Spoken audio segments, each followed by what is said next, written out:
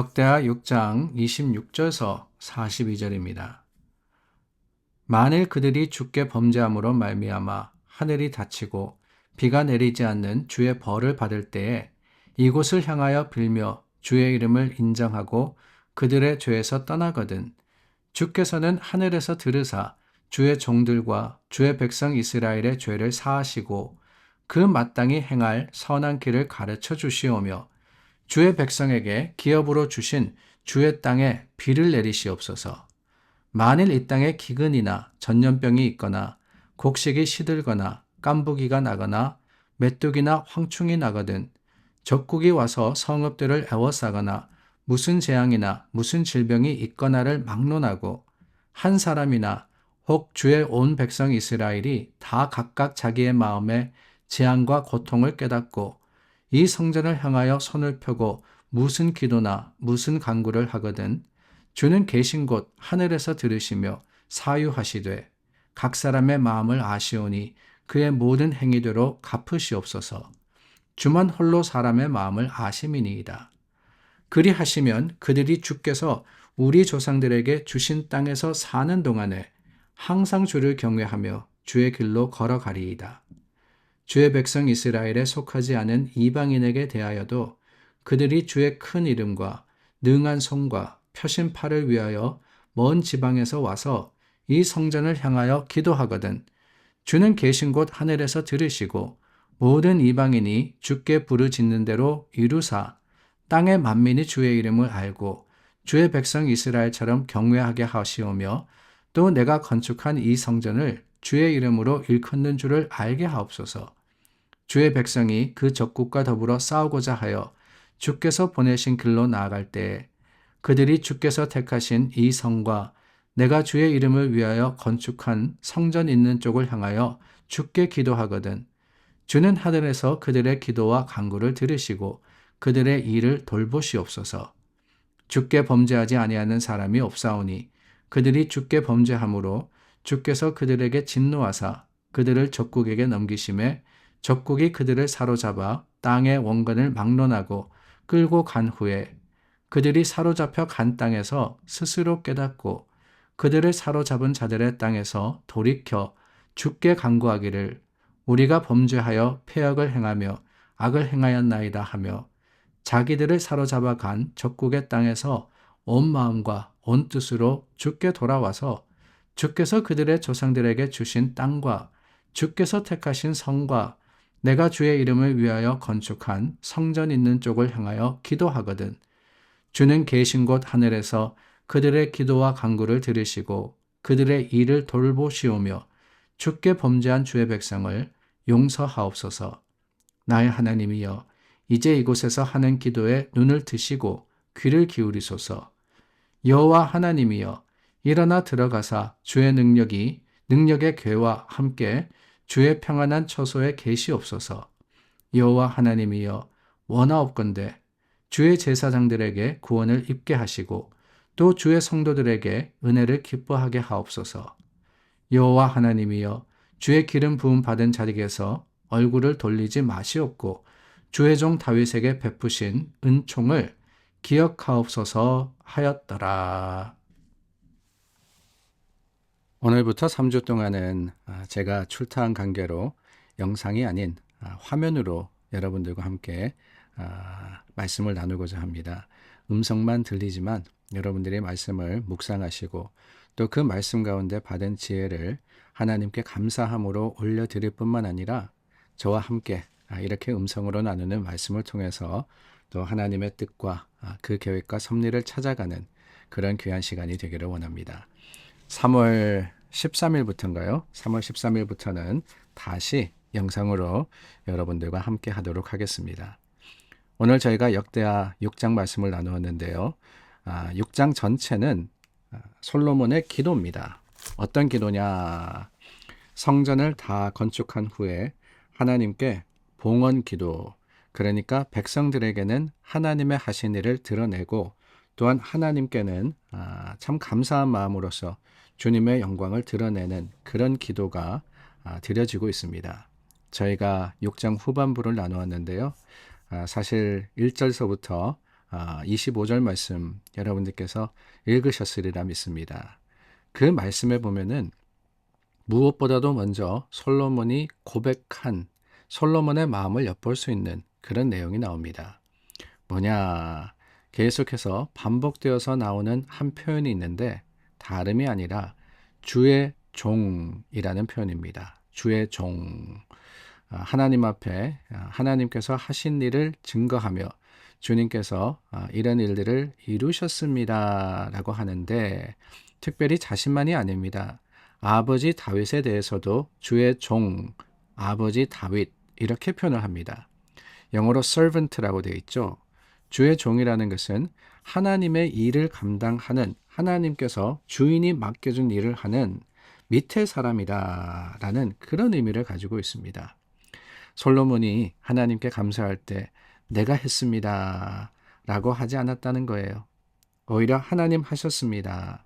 하나님께서 이루셨습니다 라는 고백을 가지고 주님 앞에 나왔던 그 모습과 그 마음과 기도를 우리가 돌아보면서 하나님께서 이 기도를 어떻게 받으셨을까 짐작해 볼 수 있습니다. 그렇지 않습니까, 여러분?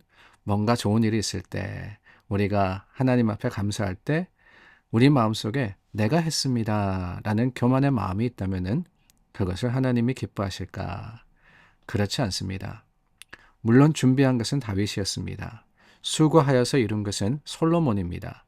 그러나 그 모든 과정 속에서 하나님의 뜻과 하나님의 그 섭리가 분명하게 있었으며 또한 하나님께서 이 일을 이룰 수 있도록 도우셨다라는 사실을 인정할 때 하나님의 영광이 드러날 뿐더러 하나님께서는 그 고백과 또한 그 간증을 통해서 더 크고 놀라운 일을 이루어 주지 않으실 수가 없는 겁니다.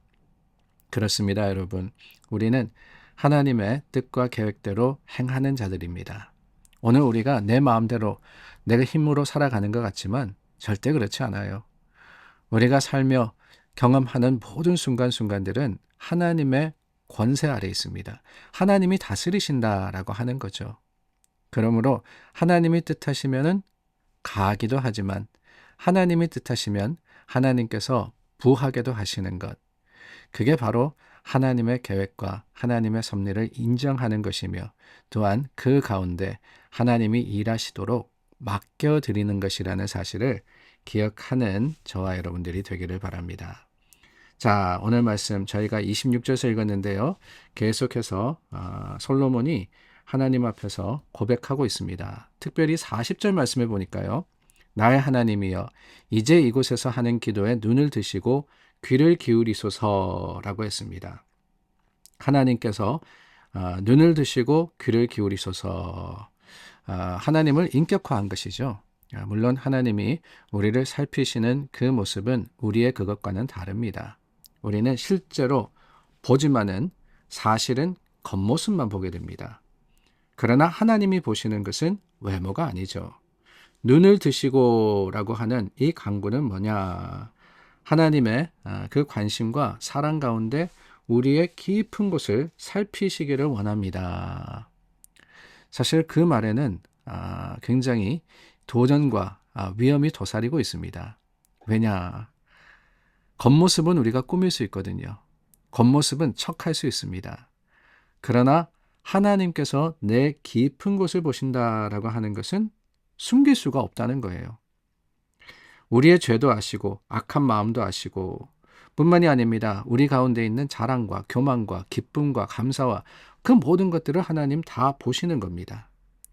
그런데 사무엘이 눈을 드시고 귀를 기울이소서라고 하는 것, 그것은 뭡니까? 내 속에 정한 마음으로 하나님을 향한 드림과 고백이 있다라고 하는 거 아니겠어요? 사실 우리가 쉽게 구할 수 없는 기도의 제목입니다. 날 보시옵소서. 실은 우리가 그렇게 기도할 때는 대부분 뭐냐? 내 문제를 봐달라 그러고 내 어려움을 주님께서 살펴달라고 하는 거죠. 그런데 여러분, 솔로몬은 그것만이 아닙니다.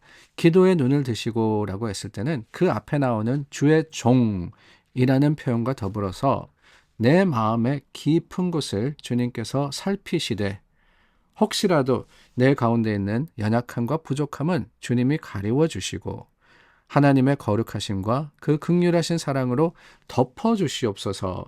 하나님, 내 마음에 있는 하나님을 향한 사랑을 받아달라고 간구하는 겁니다. 귀를 기울이소서 그랬죠. 하나님은 우리를 참아 기다리시는 분이십니다.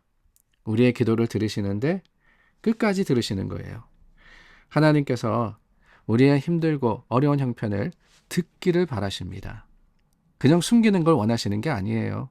하나님 앞에 가지고 나와서 간절하게 하나님, 내게 이런 어려움이 있습니다. 하나님 모르시는 거 아니거든요.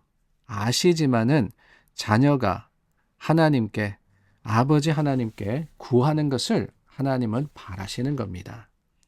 그런 기도를 하나님이 들으시고 이루어 주시지 않겠습니까? 41절 말씀해 보니까 여호와 하나님이여 일어나 들어가사라고 했습니다. 이 말은 뭐냐? 성전을 다 지었잖아요. 그 성전에 하나님의 임재가 있기를 원합니다라고 하는 겁니다. 그런데 여러분 여기도 마찬가지예요.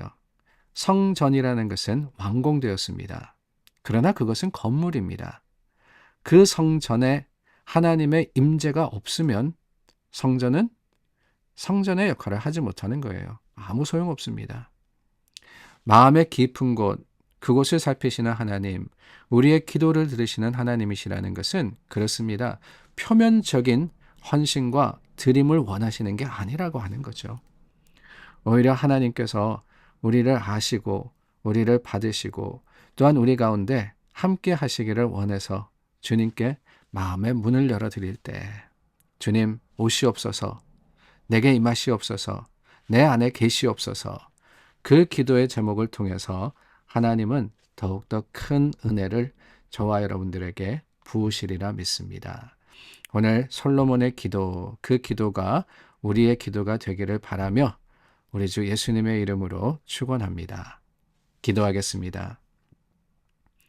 참 좋으신 하나님, 우리를 살피시고 돌아보시는 하나님이심을 우리가 기억합니다.